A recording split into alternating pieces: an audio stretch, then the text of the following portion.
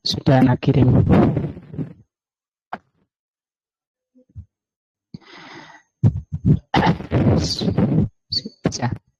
Bismillahirrahmanirrahim. Assalamualaikum warahmatullahi wabarakatuh.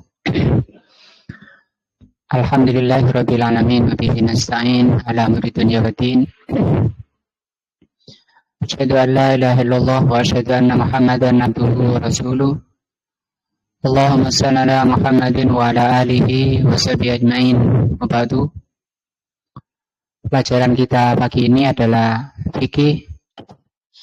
Kita berada di dalam kitab Syarah Umdatul Ahkam.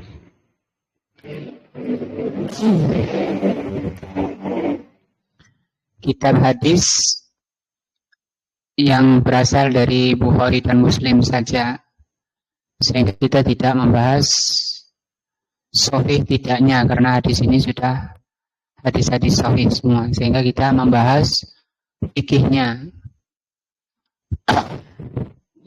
Kata beliau, bab siwaki, bab as-siwak. As-siwak yutlak alal alati.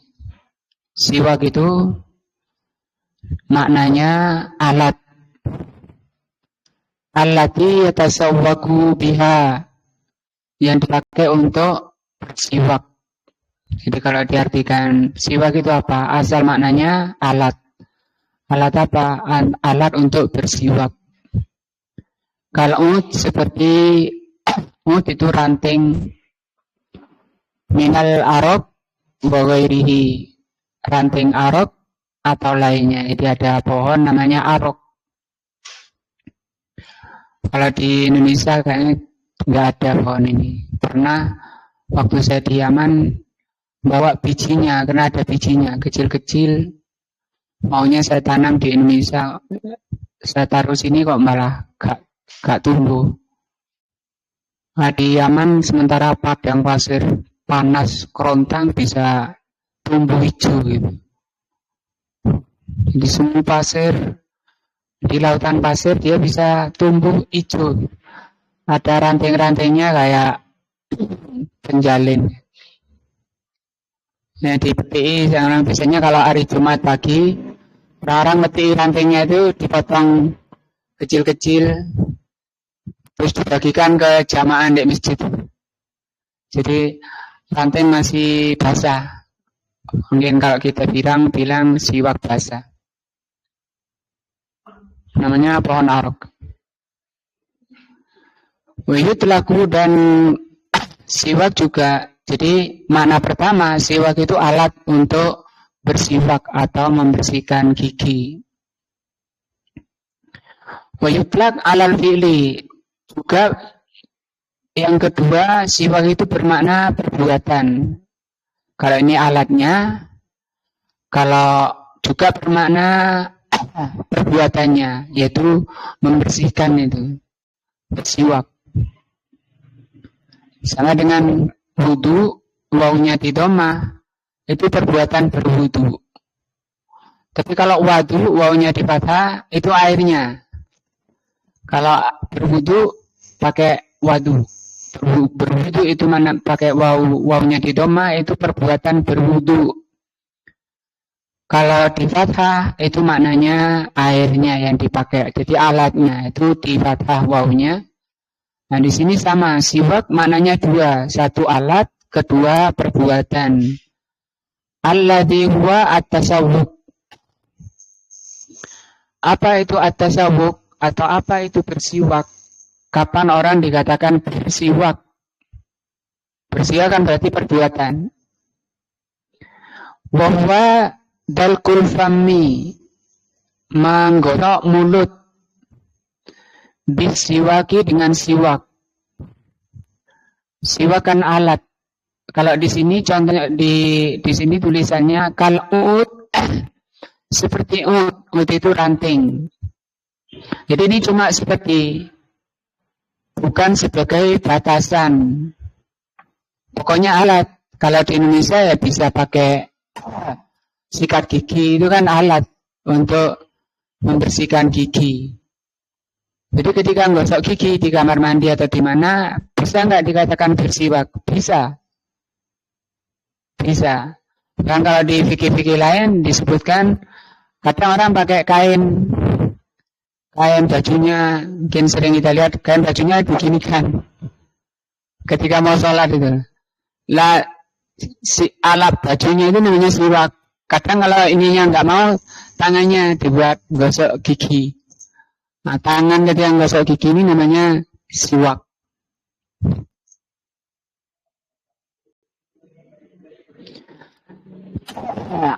Apa yang dikatakan bersiwak, yaitu menggosok mulut dengan siwak pakai alat.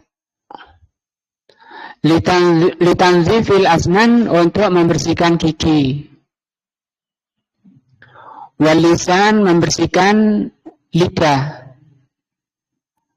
Walusa, dan juga gusi. Fasiwaku mutahhiratun lil fam, maka bersiwak itu membersihkan mulut atau mensucikan mulut, mardatun li Rabbi tabaraka wa ta'ala, diridhoi oleh Allah azza wa jalla. Tapi ya bersiwak, namanya bersiwak. Kalau orang sekarang gosok gigi saja pakai odol, Cipaden, Pepsodent dan seterusnya, kalau tidak ada niatan bersiwak seperti itu, mungkin bisa dapatnya ini aja, pembersihan atau pensucian mulut. Nah di sini bersiwak dengan makna ibadah seperti ini, maka ada dua gunanya. Pertama, membersihkan mulut. Yang kedua, untuk mendapatkan ridho Allah azza wa jalla. Al-hadisul awal, hadis pertama di dalam bab siwak. An Abi Hurairah radhiyallahu anhu, anna Nabiya sallallahu alaihi wasallam qala, bahwa Nabi sallallahu alaihi wasallam bersabda, laula an asyqa ala ummati, kalau sekiranya tidak memberatkan umatku, la amartuhum bisiwaki, pasti aku akan perintahkan umatku itu untuk bersiwak inda kulli sholatin, ketika atau setiap hendak sholat. Nah,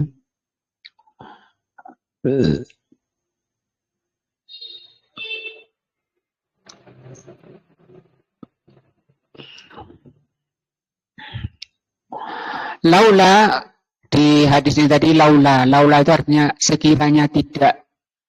Kalau bahasa nahunya di sini disebut harfu imtina'in, huruf imtina. Imtina itu menghalangi, pakai laula. Liwujudin, karena adanya.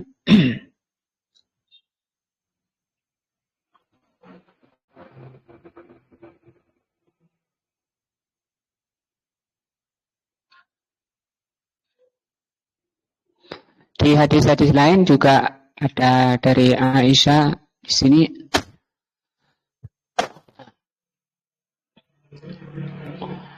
As-siwaku mutahhiratun lil fam mardatun lirabbi, sama ya. Wa huwa minat taharati az-zahirati. Siwak ini termasuk taharah zahirah. Hadis dari Aisyah juga sama bunyinya, as-siwaku mutahhiratun lil fam mardatun lirrabb.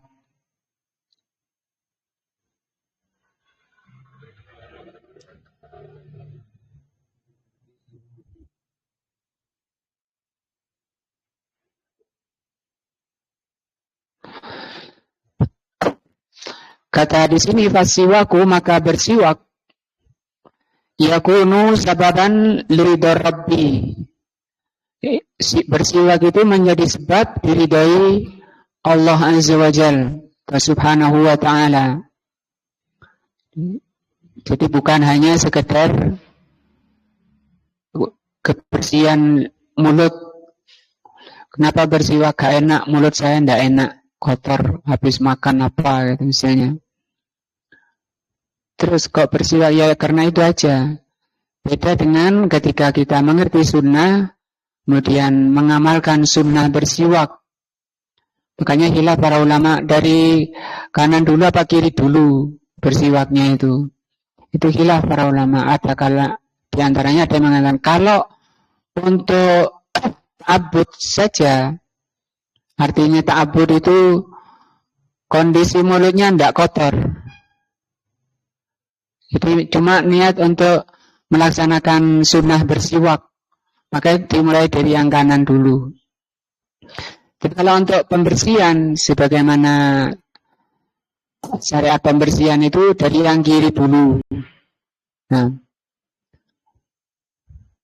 maka di sini ada dua nilai penting. Pertama, menjadi sebab diridhai oleh Allah, kama yakunu sababan fi nadhafatil fam wa taharatihi. Lidha syara'ahul maula tabaraka wa ta'ala. Itu sebabnya kenapa Allah subhanahu wa ta'ala mensyariatkan siwak. Jadi siwak itu masru atau disyariatkan. Bahkan tadi sunnahnya itu sangat ditekankan karena Rasul mengatakan sekiranya tidak memberatkan umatku, pasti aku akan perintah. Maksudnya pasti akan diwajibkan. Nah,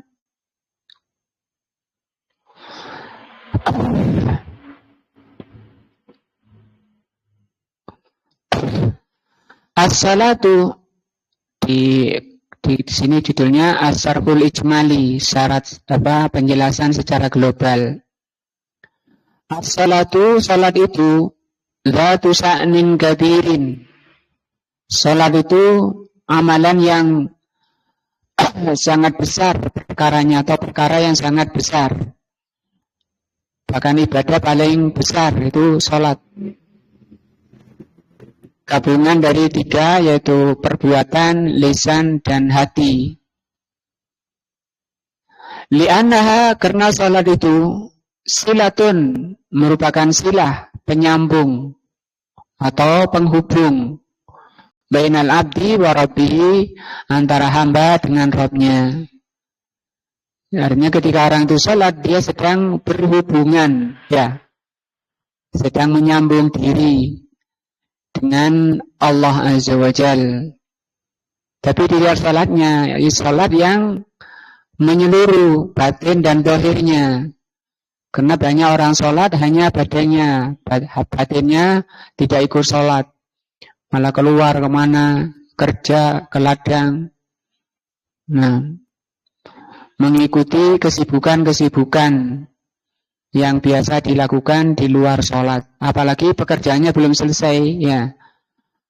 Kadang sudah selesai sholat, tadi pikiran masih garap kerjaannya belum selesai. Lidzalika wajabat laha at-taharatu, sehingga karena salat itu perkara sangat besar, merupakan penghubung antara hamba dengan Allah, maka Allah Subhanahu wa taala mewajibkan taharah minal ahdas, harus suci dari ahdas atau hadas. Nah, apa hadas itu, Mas Johar? Ada khobas, ada hadas. Apa hadas? Kotoran. Kalau khobath niku najis. Menawi Pak Yar habis kencing, ya kencing. Setelah itu cawi. Yang hilang apanya? Hadasnya apa khobathnya? Apanya yang hilang? Khobathnya, najisnya. Tinggal apanya? Tinggal hadasnya. Kan belum boleh sholat. Nah, kapan boleh sholat? Kalau sudah tidak berhadas. Bagaimana? Hadasnya harus dihilangi dulu, diangkat dengan apa? Toharoh. Baik wudu, tayamum, atau mandi.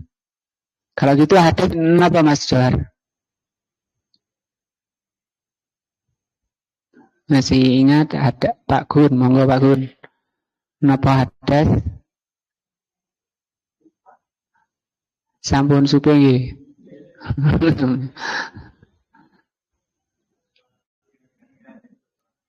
Itu loh Pak Ahmad, diulang Pak Ahmad yang keras Ahmad biar dengar Mas Johar.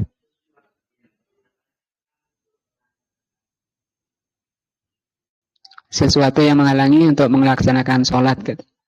Sholat tok. Nah, hadas adalah sifat. Jadi belum tentu ada barangnya. Sifat. Tadi kencingnya kan sudah dibersihin. Tinggal apanya? Sifatnya. Sifat yang menghalangi ibadah yang disyaratkan dengan toharoh. Karena tidak semua ibadah disyaratkan dengan toharoh. Nah, tapi kalau ibadah tersebut harus bersuci dulu, maka harus hilang hadasnya. Sebelum hilang hadasnya, khobathnya harus dihilangi dulu. Atau najis. Kalau najis napa Mas Pak Gun? Najis niku napa? Itu contohnya ya Pak Ayar. Kencing najis, BAB najis, bangkai najis. Nah, nek khamar najis. Napa najis niku? Pak Hari, monggo Pak Hari. Biasanya nulis Pak Hari. Sampun supe nggih. Singin nate semerep saniki sampun supe. Najis, Mas kotor. Nah, tapi mboten sedaya kotor niku najis, muntah niku mboten najis. Ingus najis mboten? Mboten, tapi kan kotor. Nah, telah pitik Mas Johar. Najis apa kotor? Kotor dan najis. Ini kalau najis mesti kotor, kalau kotor belum tentu najis. Contohnya apa tadi? Ingus, muntah itu tidak najis tapi kotor. Kalau darah najis. Jadi perkara najis itu harus ada dalil bahwa itu najis. Tidak semua darah najis. Sahabat itu dipanah dalam kondisi darahnya keluar dari badannya, ya nggak batal sholatnya. Tapi ada Fatimah tanya pada Rasulullah bagaimana darah haid, maka darah haid itu najis sama dengan darah nifas. Jadi tidak semua darah. Nah, jadi najis itu sesuatu yang nggak boleh disentuh. Bukan karena bahayanya, bukan karena haramnya, dan bukan karena kotornya. Nah, kalau listrik boleh disentuh nggak? Nggak boleh. Kenapa? Bahaya. Kalau racun, api itu nggak boleh pegang. Karena apa? Bahaya. Tapi kalau kencing boleh disentuh nggak? Nggak boleh. Kenapa? Karena najis. Itu definisinya. Itu artinya. Bisa diulang Mas Jor. Apa artinya najis?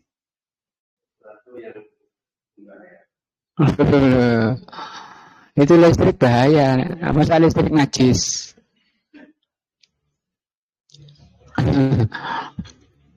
Suatu yang tidak boleh disentuh bukan karena bahayanya, bukan karena haramnya. Nah, nyentuh wong wedok liya boleh nggak? Nggak boleh. Kenapa? Haram. Nah, tapi nyentuh kencing nggak boleh juga. Kenapa? Karena najis. Kalau gitu najis adalah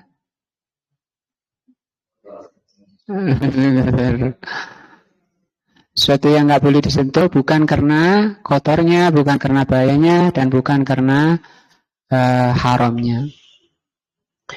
Wa kana syartan fi sihhatiha, dan bersihnya seseorang dari hadas atau tidak adanya hadas pada dirinya itu menjadi syarat fi sihhatiha, tentang sah sholat, sah tidaknya sholat. Jadi sholat itu sah kalau tidak ada hadas padanya. Nah, atau harus toharoh dulu. Nah, ada dalam sholat itu ada syarat, ada rukun, ada kewajiban, ada sunnah. Nek syarat, napa niku Mas Juar? Syarat sholat, sesuatu yang harus dilakukan. Ya, semua yang harus dilakukan itu ada syarat, rukun, wajib, sunnah. Itu harus dilakukan ketika sholat. Ada syarat sholat. Apa artinya syarat sholat? Sesuatu yang harus dikerjakan sebelum pelaksanaan sampai akhir sholat. Kalau rukun sholat, suatu yang harus dikerjakan mulai dari sholat. Nah, mulai dari sholat. Apabila ditinggalkan dengan sengaja atau tidak, maka sholatnya batal. Kalau ditinggalkan dengan tidak sengaja, kalau ditinggalkan dengan sengaja itu batal. Kalau tidak sengaja tidak batal. Itu namanya apa? Kewajiban sholat.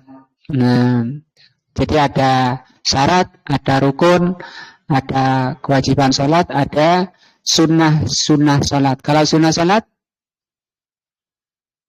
suatu apabila ditinggalkan sengaja maupun tidak, sholatnya sah, tidak batal.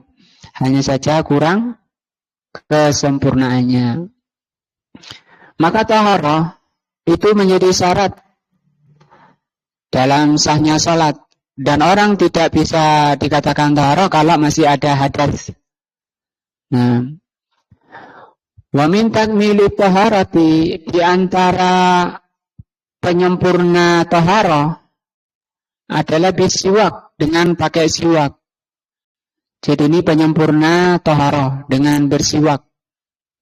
Mau pakai sikat gigi, mau pakai ranting tadi, sebelum berwudu kalau di sini ya. Kalau penyempurnaan taharah berarti sebelum berwudu.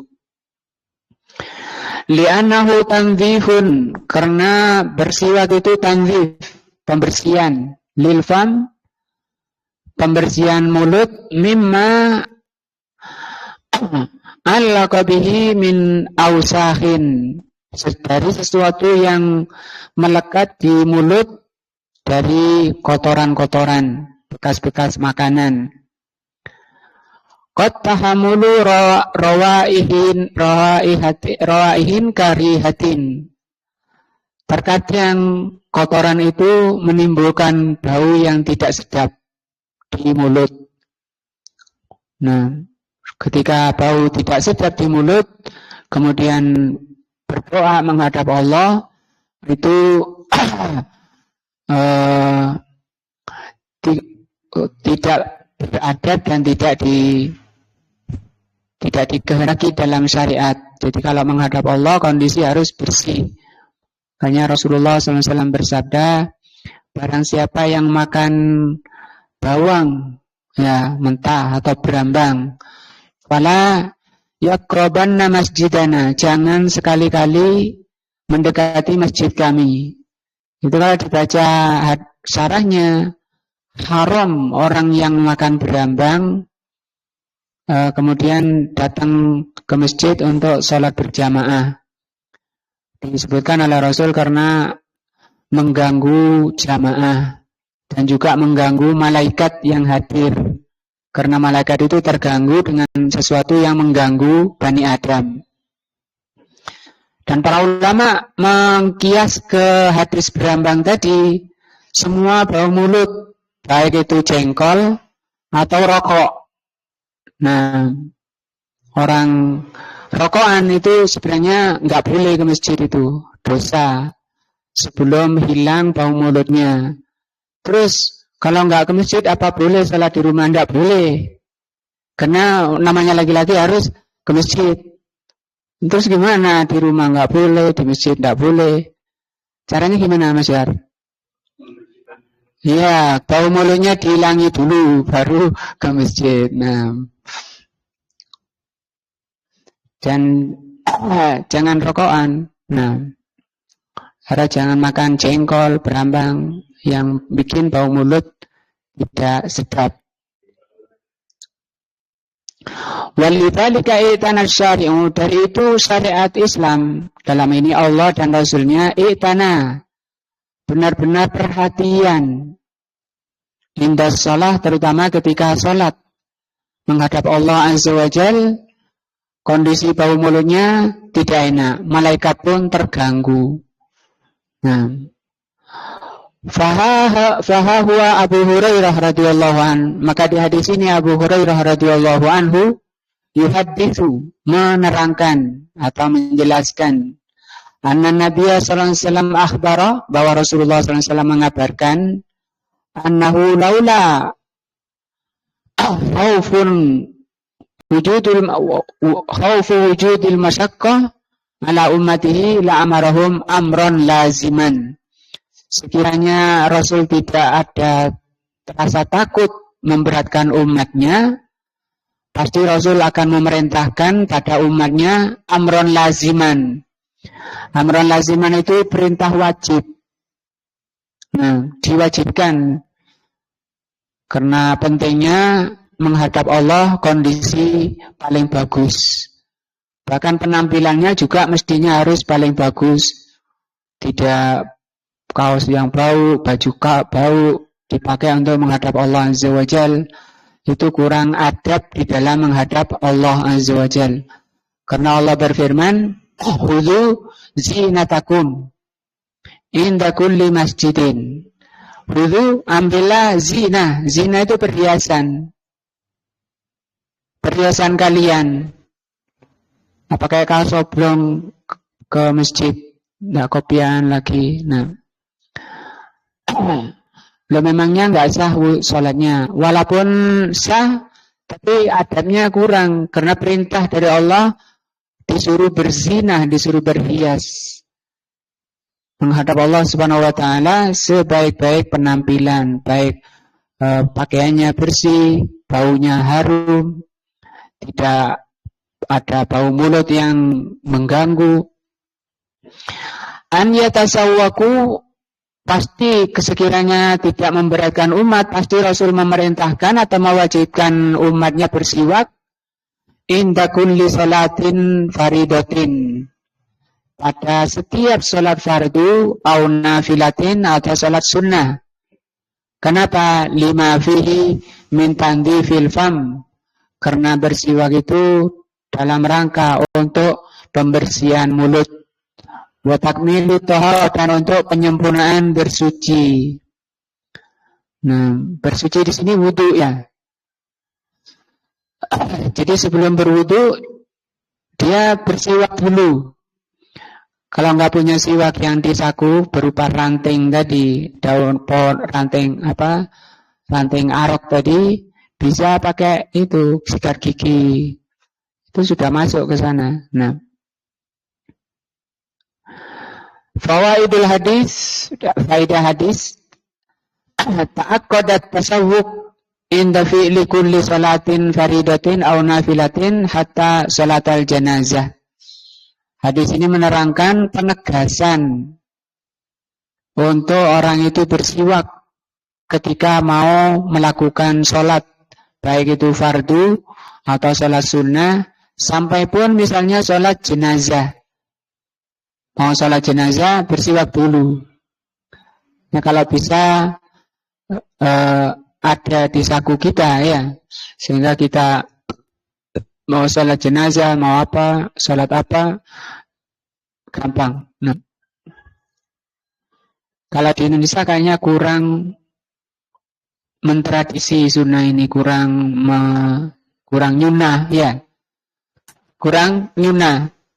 Beda kalau di negara-negara Arab kayak gitu, di samping gampangnya pohon siwak, itu juga sering dibahas di fikih-fikih mereka seperti ini sehingga ingat kembali.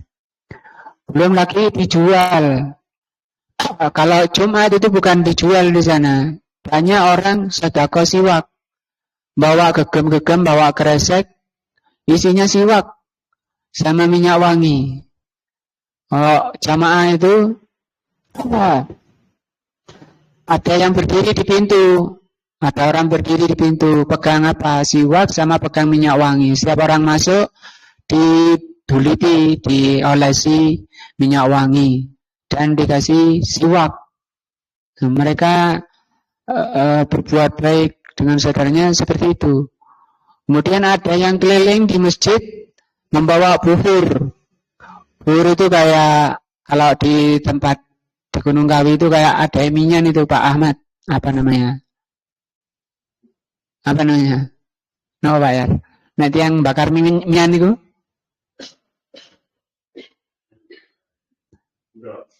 Gendok.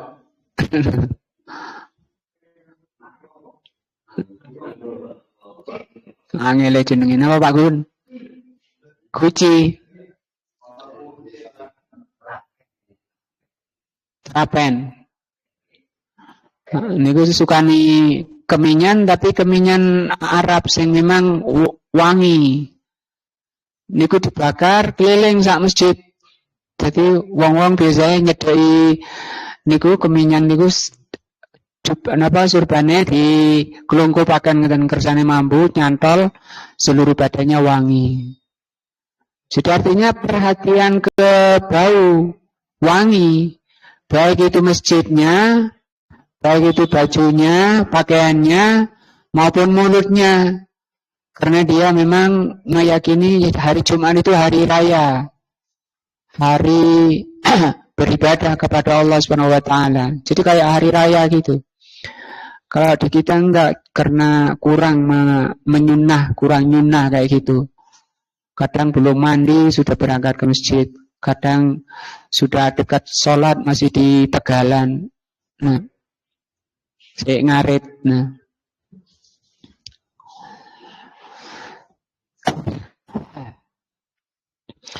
yang kedua umumul hadis.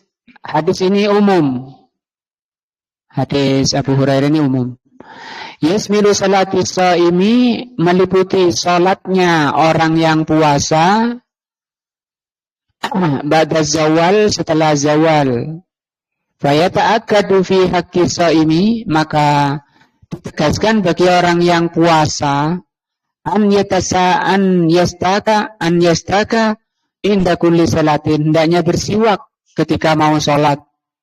Walau ba'da zawal, walaupun setelah zawal mau salat. Namanya salat zuhur kan memang setelah zawal ya.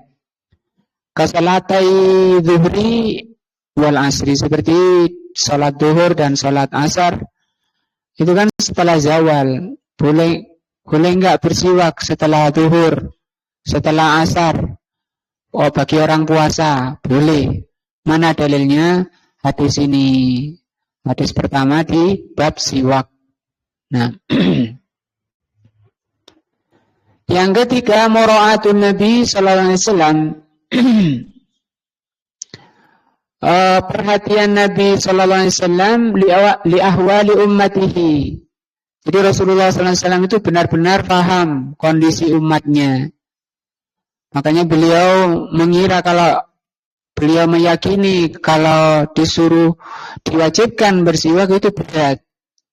Makanya beliau tidak mewajibkan karena beliau sangat tahu tentang kondisi umatnya. Warufatihi dan kasihannya beliau bihim kepada umatnya. Haitsulah yalzimuhum ketika beliau tidak mewajibkan. Bima yakhafu minhul masyaqqah alaihim, Rasulullah tidak mewajibkan sesuatu yang dikhawatirkan memberatkan umatnya. Dalil juga bahwa Islam itu mudah, tidak berat. Nyatanya ketika perkara yang ditakutkan memberatkan, tidak jadi diperintahkan. Nah, yang keempat, anna Nabiya sallallahu alaihi wasallam idza amara bi syai'in, Rasulullah sallallahu alaihi wasallam kalau memerintahkan sesuatu, fahuwa lazimun. Maka setiap perintah Nabi itu lazim, artinya harus, wajib, tidak boleh ditinggal. Illa an yadulla dalilun ala annahu tatawun, kecuali kalau ada dalil yang menunjukkan bahwa itu tatawwu. Nah, yang kelima, ta'dzimu sya'nis shalah. Hadis ini menerangkan tentang agungnya perkara salat. Tambihun, peringatan ya, nasihat. Apa peringatan ini? Waqa'a hadzal haditsu fi ba'din nushi hakadha ma'a kulli wudu'in inda kulli salatin. Di hadis lain, ma'a kulli wudu'in, setiap akan wudu. Inda kulli salatin, ketika akan salat. Nah, wa ziyadatu ma'a kulli wudu'in, penambahan setiap akan wudu, lam yarwiha al-Bukhari, tidak diriwayatkan oleh al-Imam al-Bukhari fi hadithi musnad, di hadis musnadnya. Makanya di kitab ini tidak disebut karena kitab ini hanya dari Bukhari Muslim saja. Wala Muslimin, dan juga tidak, Imam Muslim juga tidak menyebutkan tambahan setiap wudu ini. Lakin rawaha Malikun wa Ahmad dan Nasai, tapi diriwayatkan oleh Imam hadis lain, yaitu Imam Malik, Imam Ahmad dan An-Nasai. Nah, itu hadis pertama tentang apa? Siwak. Al-hadis tsani, hadis yang kedua, an Hudzaifah ibnul Yaman radhiyallahu anhu, qala kana Nabi sallallahu alaihi wasallam idza qama minal lail, adalah Rasulullah kalau bangun tidur, yasuku famuhu, beliau menggosok mulutnya bisiwak. Kalau tadi mau sholat, mau wudu tadi ya. Nah ini enggak, bangun tidur.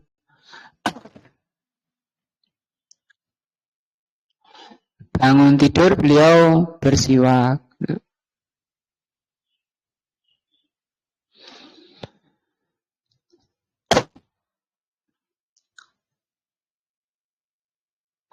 Jadi kenal bersiwak, kata beliau di sini, yasusu yadlaku, menggosok, atau yangki, atau mensuci, membersihkan, atau mencuci.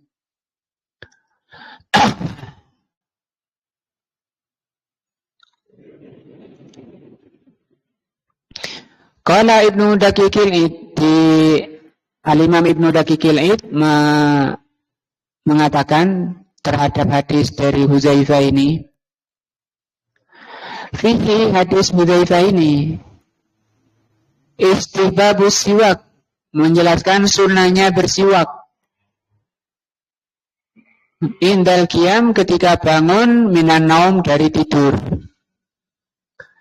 Kenapa? Li'anna nauma, karena tidur, muqtadat taghayyuril fam, menyebabkan berubahnya bau mulut. Kenapa kok bau mulut berubah? Lima yatasa'atu ilaihi min abkharatil maidah, karena ketika tidur gas dari lambung itu naik. Nah, wasiwak, sementara siwak alatu tandifihi, dan siwak itu alat untuk membersihkan bau mulut yang berasal dari gas lambung.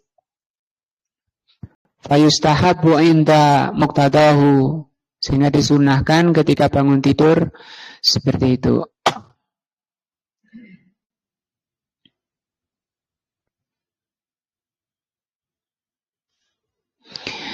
Wadhahiru qaulu minal, di hadisnya tadi, dari hadis Hudzaifah ini disebutkan kita bangun tidur. Ya, kita lihat lagi hadisnya. Idza qama minal lail, ketika bangun di malam hari, bangun tidur. Di sini tidak disebutkan ngapain bangun tidur, ngapain bangun malam. Kalau di sini di mufradatnya idza qama minal lail ay min naumil laili lis-shalah. Bangun malam untuk salat. Salat witir, salat tahajud, salat hajat. Nah. Tapi bunyi hadisnya itu tidak ada penyebutan untuk salat. Sehingga kata Al-Imam Ibnu Daqiqil ini di sini itu umum fi kulli halatin, dalam segala atau setiap keadaan. Wa yahtamilu an yakhussa bima idza qama ila shalah, dan juga bisa dimaknai kalau bangun untuk sholat. Nah, kalau tidak untuk sholat, misalnya wanita sedang halangan bangun nang leler atau apa, kemudian dia gosok gigi pakai sikat gigi atau bersiwak. Nah, itu bisa pakai hadis ini, hadis dari Hudzaifah ibnul Yaman. Nah, Asyarhul Ijmali, penjelasan secara global dari hadis ini. An-naumu, kata beliau, tidur, yataghayyaru bihil fam, orang tidur itu menyebabkan bau mulut itu berubah. Fayataju ila tanzifihi wa tathhirihi, sehingga dibutuhkan untuk membersihkannya dan mensucikannya. Nah, ini syariat siwak. Wa fi hadzal hadisi yahdutsu Hudzaifah, di hadis ini Hudzaifah menjelaskan Ibnu Yaman radhiyallahu an, anna Nabi sallallahu alaihi wasallam idza qama minal lail litahajjudi, bahwa Rasulullah ketika bangun malam untuk tahajud, yadluku famahu, beliau menggosok mulutnya bisiwak, dengan pakai siwak, tanzifan lahu, untuk membersihkan mulutnya. Wa tatyiban liraihati, yang kedua untuk mengharumkan bau mulut. Karena pohon arak itu memang menimbulkan bau menetralisir bau-bau tidak enak. Nah, sama dengan bidara, itu bisa menghambat pembusukan orang. Ketika mati itu kan biasanya orang cepat busuk. Maka untuk menahan supaya tidak cepat busuk, mandinya dicampur dengan daun bidara. Walitakunu salatu ala akmalil wujuh minan nadhafah, supaya salatnya dalam kondisi terbaik, keadaan terbaik, nah, bersih dan seterusnya, tidak ada bau-bau enggak sedap. Lagi Rasulullah SAW bau keringatnya aja wangi. Nah, tidak seperti kita. Fawaidul hadis, faidah hadis ini masru'iyatut tasawwuk indal qiyam minan naumi. Hadis ini menerangkan disyariatkannya bersiwak ketika bangun dari tidur, wal mubalaghah fi, dan mubalaghah. Mubalaghah itu sungguh-sungguh. Nah, tidak sekedar lewat mulutnya kayak gitu. Walaupun mulutnya bersih, karena mau tidur tadi sudah pakai gosok gigi, bangun tidur, nah, aku baru siwak, baru pakai gosok gigi, saya bersih. Nah, apa ini sunnah? Liman yuridus sholat, bagi orang yang tidak sholat, ditekankan untuk lebih bersungguh-sungguh lagi di dalam bersiwak. Yang kedua, at-tasawwuk inda taghayyuri raihatil fam qiyasan ala taghayyuratil ra'atihi bil naum. Nah, kalau orang itu bersiwak ketika bau mulut, ya itu dikias kepada hadis ini. Kalau di hadis ini kan kenapa kok bersiwak ketika bangun tidur? Karena bau mulut yang tidak enak. Kenapa? Karena gas dari lambung naik. Sekarang saya nggak tidur, tapi bau mulut kok nggak enak. Nah, mana dalil bolehnya bersiwak? Dipakai ini, gitu. Pakai ini. Ini kan sebabnya karena bau tidak enak. Ada kesamaan sebab. Nah, yang ketiga, hadis ini inayatus syariah. Perhatiannya syariat Islamiyah. Bin nadofati dengan nadofah. Jadi Islam itu bukan orang kopros, bukan orang jorok, tapi orang yang sangat perhatian dengan kesehatan dan kebersihan. Tidak boleh meniup makanan, tidak boleh meniup minuman. Nah, yang keempat, an-tasawwuka, bahwasanya bersiwak fil fammi kullihi. Jadi kalau bersiwak itu di mulut secara keseluruhan. Fayasmilul asnan, yaitu yang disiwaki itu gigi-giginya, wal lusa juga gusi-gusinya, wal lisan juga lisannya, lidahnya. Nah, ini dua hadis menerangkan tentang bersiwak. Kita sebagai ahlus sunnah yang mengaku meneladani Rasulullah, sudah ilmu nyampe pada diri kita, tinggal langkah berikutnya yaitu apa? Beramal. Wallahu a'lamu bishawab. Mudah-mudahan bermanfaat. Kita akhiri dengan majelis. Subhanakallahumma bihamdika asyhadu an la ilaha illa anta astaghfiruka wa atubu ilaika. Assalamualaikum warahmatullahi wabarakatuh.